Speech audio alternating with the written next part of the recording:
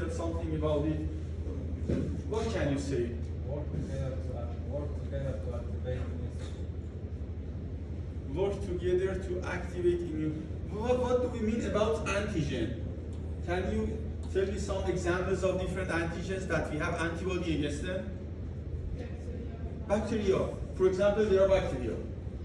So when we have bacteria, immune system will produce antibody against bacteria in order to do something. That I'll tell you, the functions of antibody. For example, when there are the bacteria, immune system is produce antibody against bacteria, and those antibodies can act as an opsonin. And it means it facilitates the phagocytosis of this bacteria by macrophages. Okay? Or they can activate complement system on the bacteria to kill the bacteria, and some other functions that I'm going to talk about. So when we say antigen-antibody interaction, we are talking about a lock and key-like interaction. We have a key and a lock that their shape is similar to each other. They fit to each other. And based on this fitness, this antibody specifically will bind to this antigen. So it's very important to keep in mind that this interaction is very specific interaction.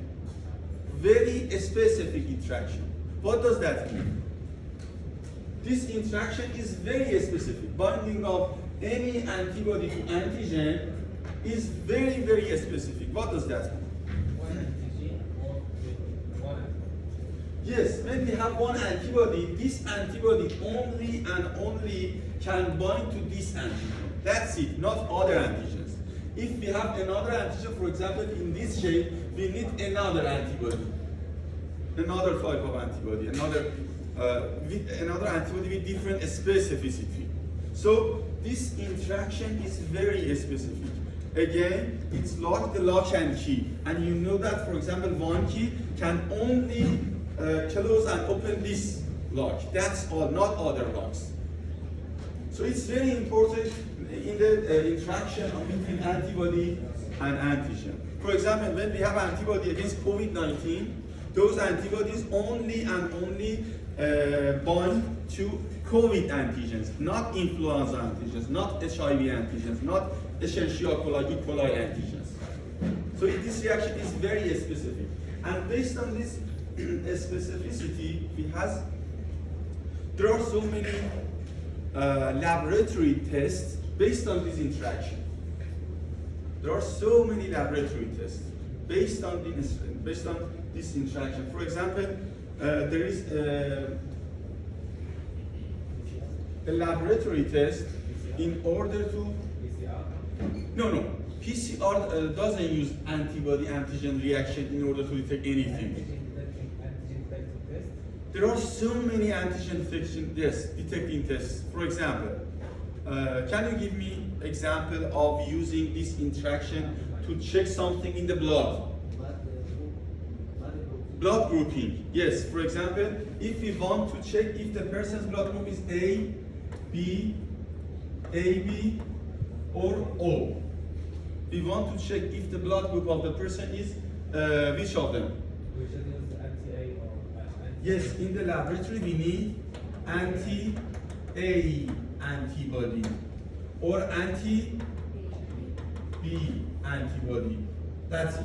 So anti-A only interacts with A antigen and anti-B interacts with only B antigen.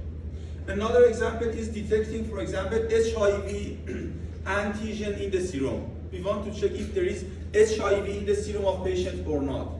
We use an antibody in the laboratory, anti-HIV antibody, to check if there is HIV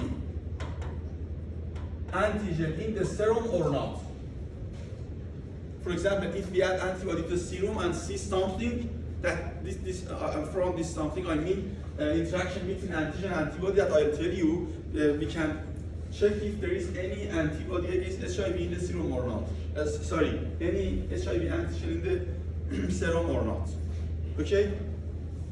So, this reaction is very important in the laboratory test. Hundreds of laboratory tests are based on this reaction.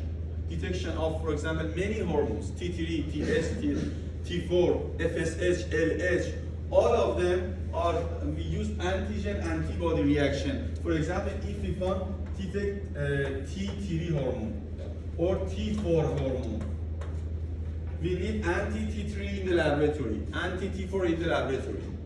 And if we want to check the presence of T3 or T4, so we need anti-T3 in the laboratory. If we want to check the presence of A antigen, we need to have anti-A in the laboratory. So we have some reagents in the laboratory, including anti-A, anti-B, anti-HIV, anti-T3, to check the presence of different antigens, T3, T4, TSH, HIV, and so on, in the laboratory. So we have produced, indeed, those antibodies are produced by companies, and we have them in the laboratory as a reagent. A reagent containing antibody is used to check those antigens. Is that clear? No question?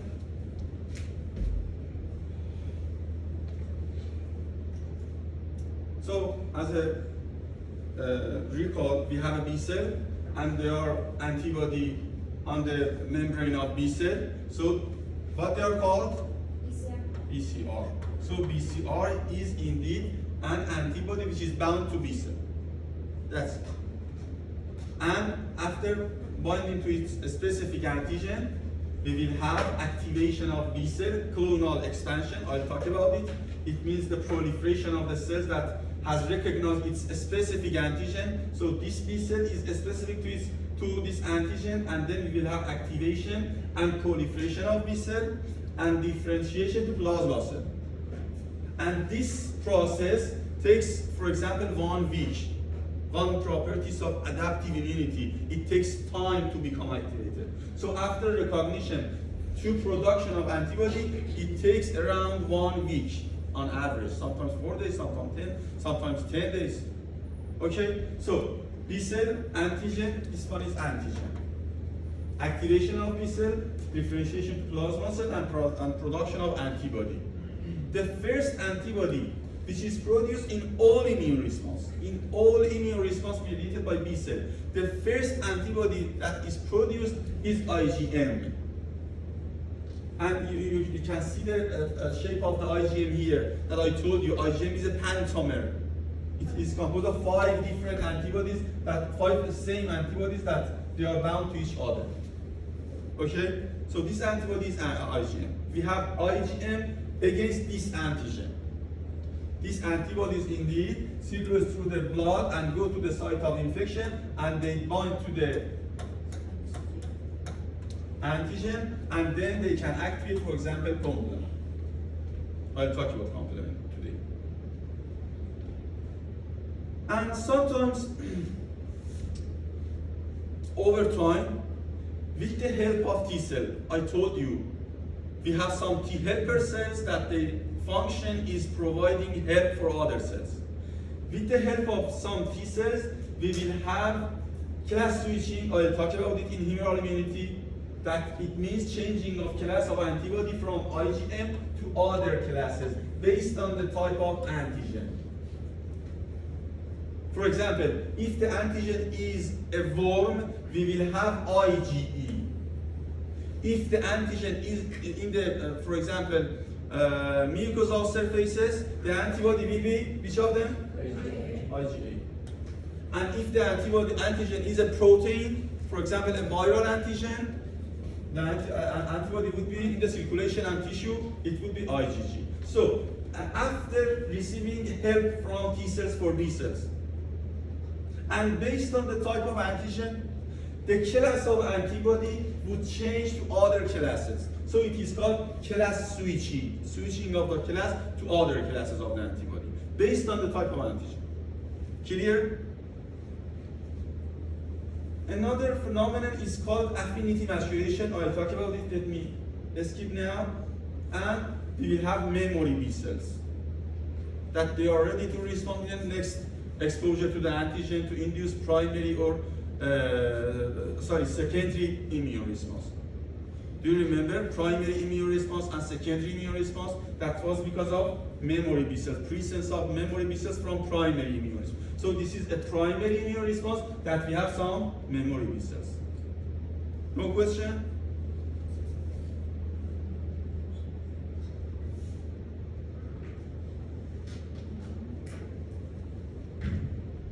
I talked about these parts, different classes of antibody. You do not need to memorize the content of this table. And so this is antibody, antigen, and antigen-antibody interaction. This complex is called antigen-antibody complex. When one antibody or few antibodies are bound to different antigens, we have a complex of antigen and antibody that they are bound to each other. And this is called antigen-antibody complex that I'll talk about it. And let me skip this part. For example, this is the blood smear of two patients. This is a normal patient blood smear, and this is a patient with autoimmune hemolytic anemia. Autoimmune hemolytic anemia. It's an autoimmune disease that a patient will produce antibody or autoantibody against its own RBCs. As a result of binding of antibody to the RBC, we have destruction of antibody, and the patient will have anemia. What does it mean? Anemia? Reduced blood hemoglobin or RBCs. So, in this disease, we have antibody against the patient's own. The patient will produce antibody against own RBCs antigens. And as a result of binding of antibody to the RBCs, we will have autoimmune hemolytic. Hemolytic means lysis or destruction of RBCs. It comes from hemoglobin of RBCs. This lytic comes from lysis. So it means lysis of RBCs by immune system, and it causes anemia.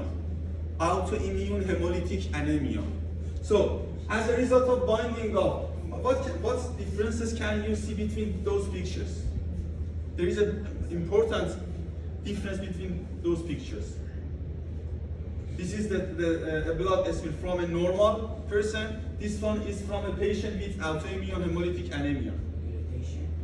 Yes, not agglutination. We have a complex of cells that they are bound to each other. How they are bound to each other? With antibodies. But we cannot see antibody here because antibody cannot be seen by microscope. Antibody is very small molecule. I mean, compared to cells, for example, the size of cells is around 10 micrometer, but the size of antibody is nanometer. So it's very small that we cannot see it by microscope. But we can see the RBCs by microscope. And you can see binding of the RBCs to each other. They are cell clamps, the cells that are bound to each other. And this binding is made by, for example, antibodies that we cannot see them here. So as a result of autoantibodies, we have antigen-antibody complexes. So this interaction has occurred inside the body. Okay, no problem? Is that clear for you? This is a good example of antigen-antibody interaction in the body, but in the autoimmune disease. In almost all diseases, all infectious diseases, we have antibody against different microorganisms. For example, when we have flu, we have antibody against influenza virus. When we have HPV, we have anti-HPV. In COVID, we have anti-COVID. In E. coli, we have anti-E. coli antibodies. So, immune system produces antibody against different microorganisms in order to kill them. Okay? Antibody is produced to bind to the antigen and kill the target microorganism. But why mechanisms? For example, opsonization, activation of complements, and some other functions of antibody that I'll tell you. No question?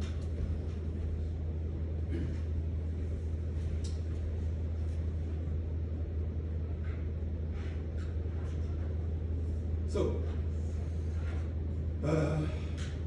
antigen-antibody reaction in vivo means binding of antibody to antigen in the body, inside the body. We have another term, in vitro. Vitro means laboratory. It means having antibody and antigen reaction in the laboratory. So we have antigen-antibody interaction in the body, which is called in vivo antigen-antibody. You do not need to memorize that. But and it is a normal immune response. But we use the interaction of antibody and antigen in the laboratory to detect some antigens. I told you that it is called antigen-antibody interaction in vitro. For example, in defense against pathogens, allergies, we have antibody against different antigens. So, I talked to you about Fc receptor. What is Fc receptor? Fc receptors. Receptor on macrophage, on Receptors on the macrophages. in the antibody. They bind to the FSC of antibody. Fc receptor. It's a very simple term. Receptors for the FSC of antibody. So, now I'm going to talk about the defense against pathogens. How antibody made immune response provide a defense against pathogens. How antibody does this? I'm going to talk about this now. So, one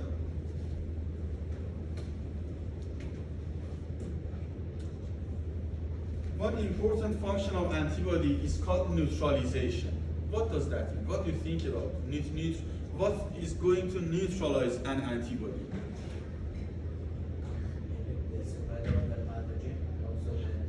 Inhibition of spread of the pathogen. Yes. How? How it is done by an antibody? How an antibody can prevent the spread of a pathogen? By binding on the antigens of the pathogen. Yes. What else? What else? So we have, for example, this is a virus, and this virus, for example, this is a human cell. Okay, and this virus is going to bind to the target cell. For example, this is HPV virus,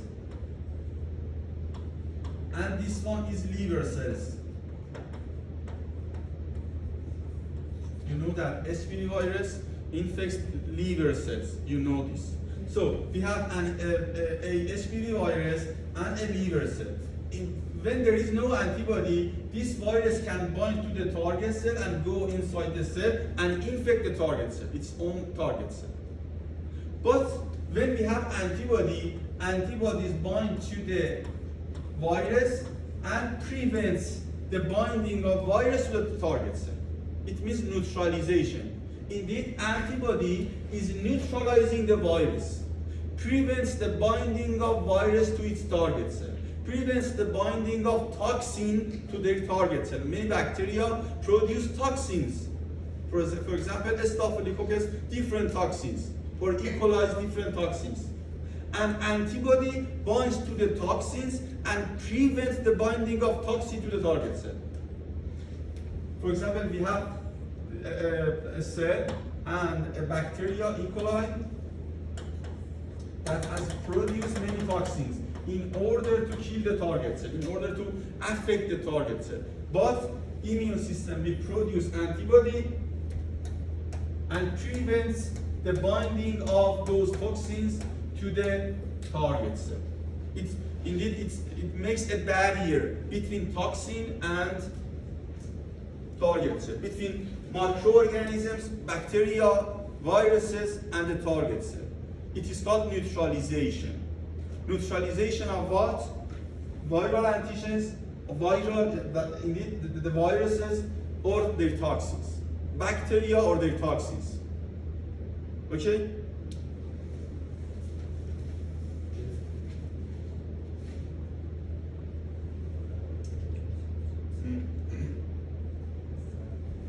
No question?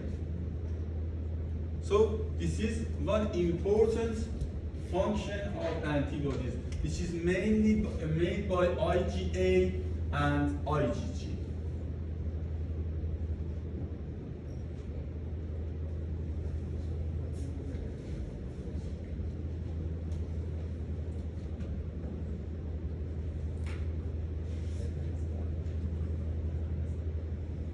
For example, you can see here HIV virus.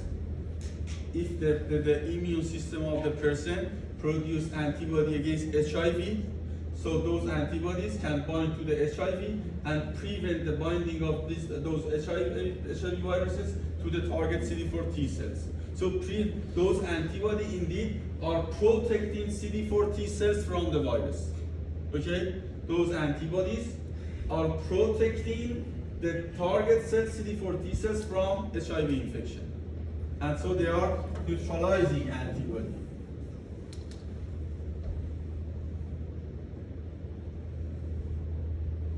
Another function of antibody I told you is opsonization.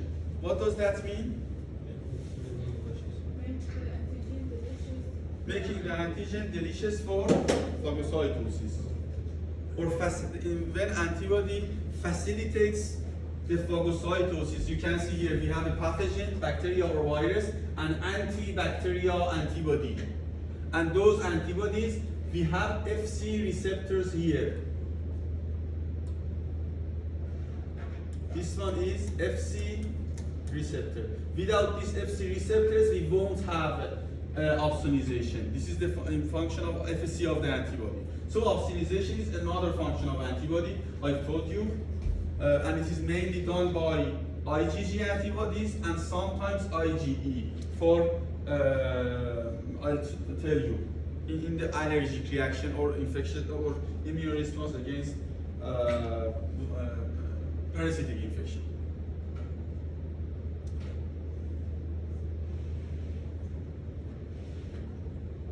Another important function of antibody is ADCC, antibody dependent or mediated cellular cytotoxicity. And when I talked about the function of NK cell and the functions of antibody, I told you that one function of antibody or NK cell is ADCC. What does that mean? When we have a target cell, for example, a cancerous cell, or a cell that is infected with a virus, as a result of infection with the virus, we have some antigens of the virus or cancerous antigens on the surface of the cells. You can see them here, the red ones. They are the antigens of, for example, a tumor cell or a viral infection that it has infected the target cell. So, we have antigens and immune system has produced antibody against those antigens. Target cell, antigens, and antibody against those antigens. After binding of antibody to the antigen, different cells have Fc receptors for those antibody. Those ones are Fc receptors.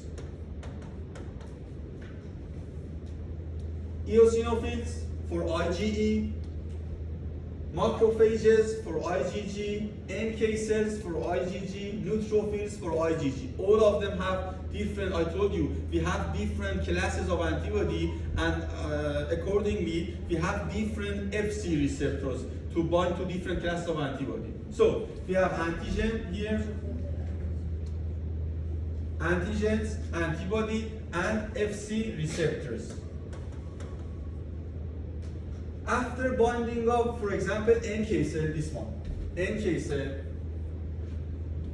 to the antibody, that this antibody is bound to the target cell.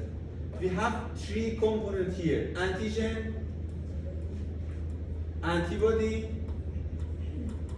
and Fc receptor. After binding of NK cells to the target cell through these three proteins, antigen, antibody, and Fc receptor, then NK cell become activated. And after activation, will release the content of its granule, perforin and granzyme. You can see them here. and NK cell can induce apoptosis in the target cell. Okay? For example, a cancerous cell or a virus infected cell. Yes. We have a target cell, for example, a tumor cell, some antigens on the surface of tumor cell, and then immune system will produce antibody against those antigens. So this one is antigen, this one is antibody. After binding of antibody to the target cell, NK cells that they have FC receptors.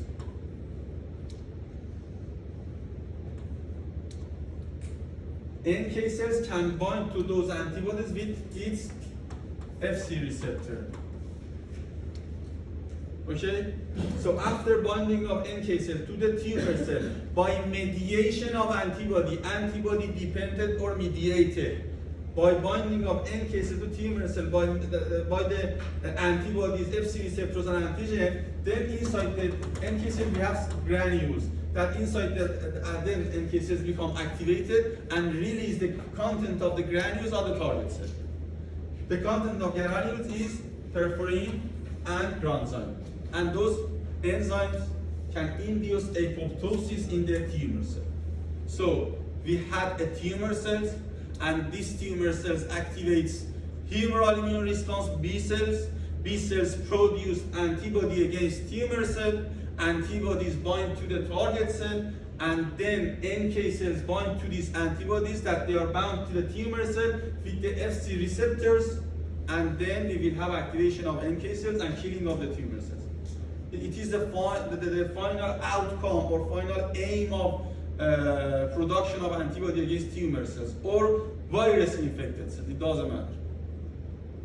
Clear? This is another function of antibody, ADCC.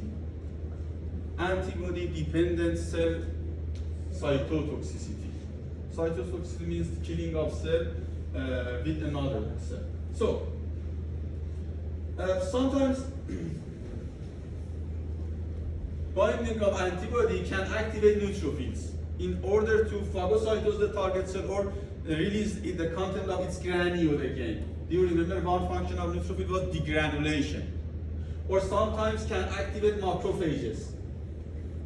And again, macrophage can do phagocytosis or can release the content of its granules. And sometimes it can activate eosinophils. And eosinophils mainly release the content of its granules, for example, on the parasitic cells, for example. So all of them is called ADCC.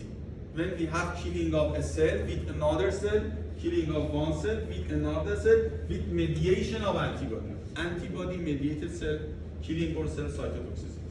No question? All of these cells activate in the same way? All of these cells activate in the same way? What do you mean by same way? FC receptor. Yes, yes. In all of them we have FC receptor, antibody, antigen. All of them. All of them. One mechanism of macrophage activation is this. Macrophage can become activated in other ways, or NK cells, I told you, can become activated in other ways. One mechanism of activation of NK cell is ADCC. But NK cell can become activated, for example, by stress protein. I told you yesterday. Or NK cell can become activated with the absence of MHC. I talked about it again yesterday. No question?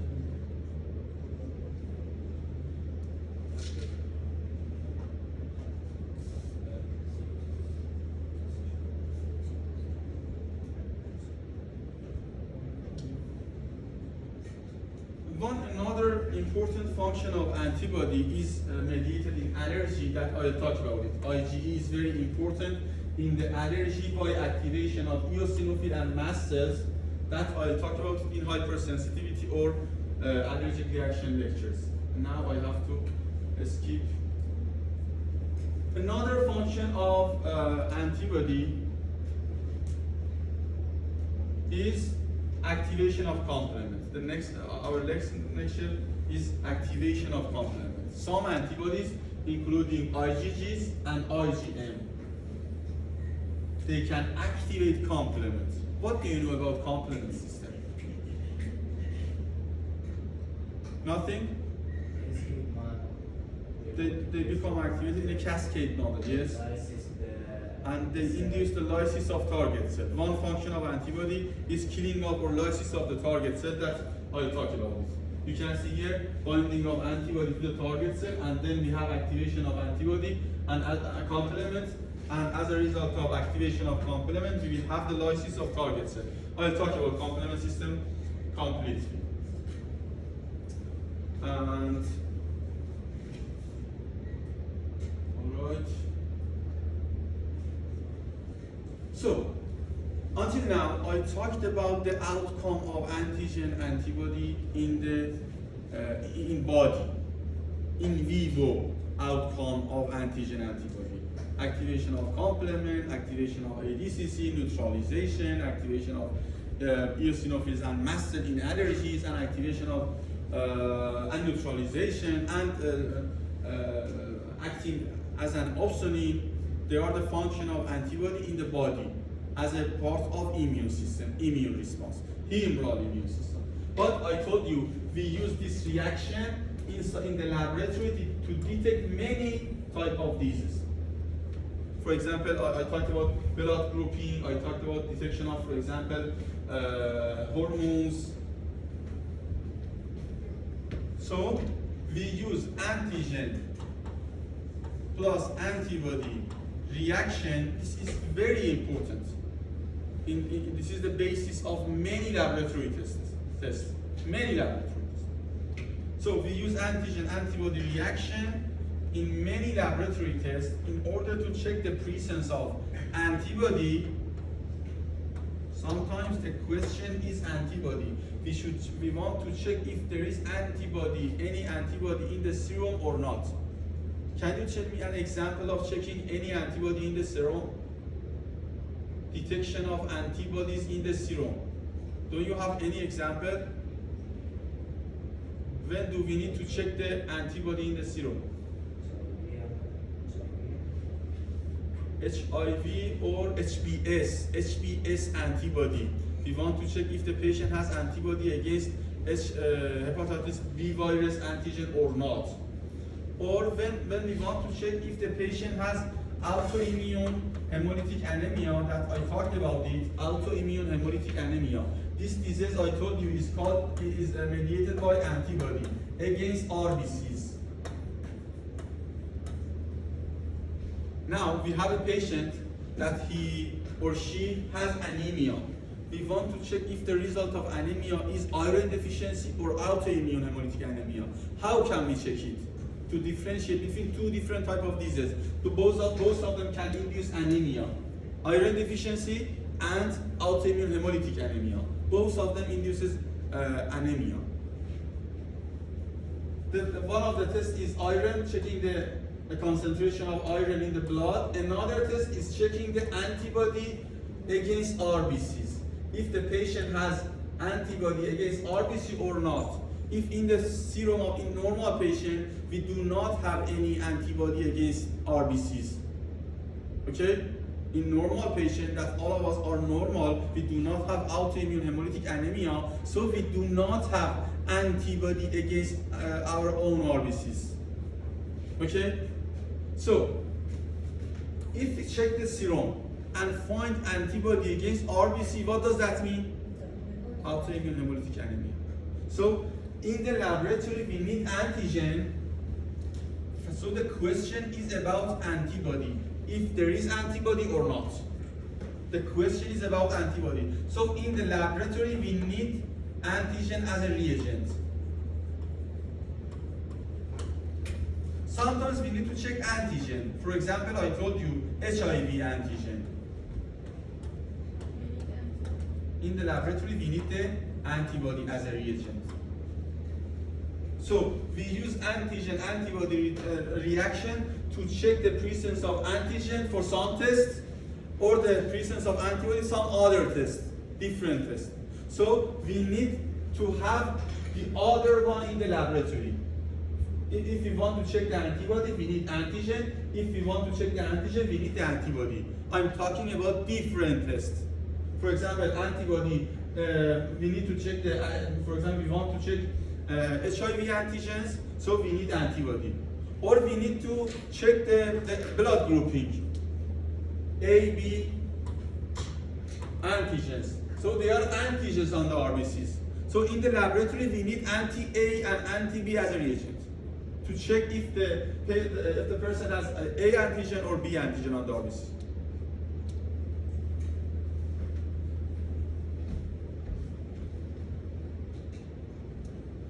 No question?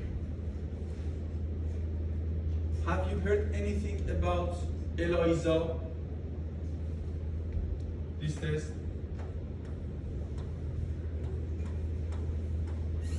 Nothing?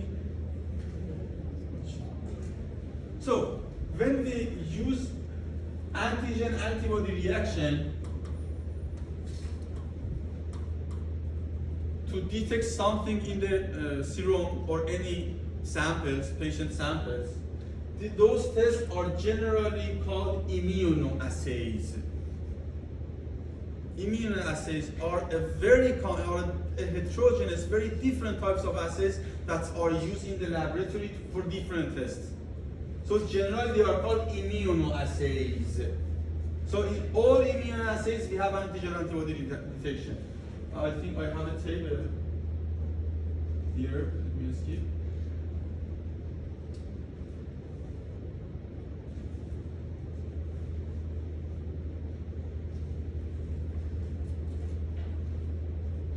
Here.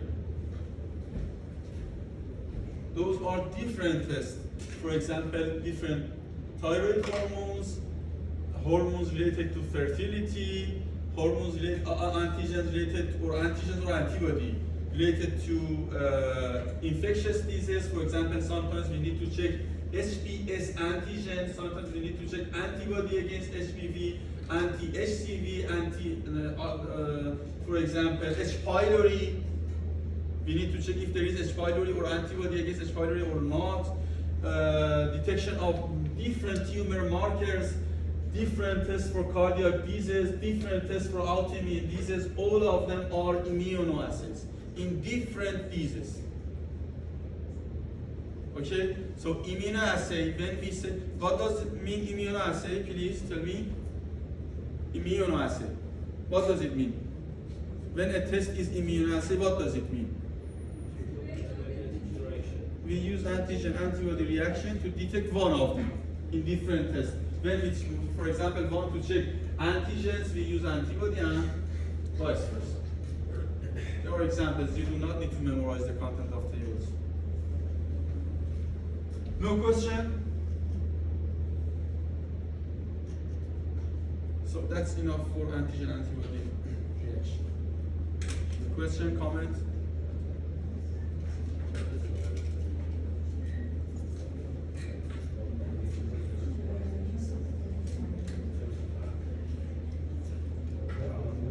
You can have a break now, but get back in class. Get back to class in 8 minutes. Please be in the class by 9. It's 8:52 now. In 8 minutes, please get back to the class.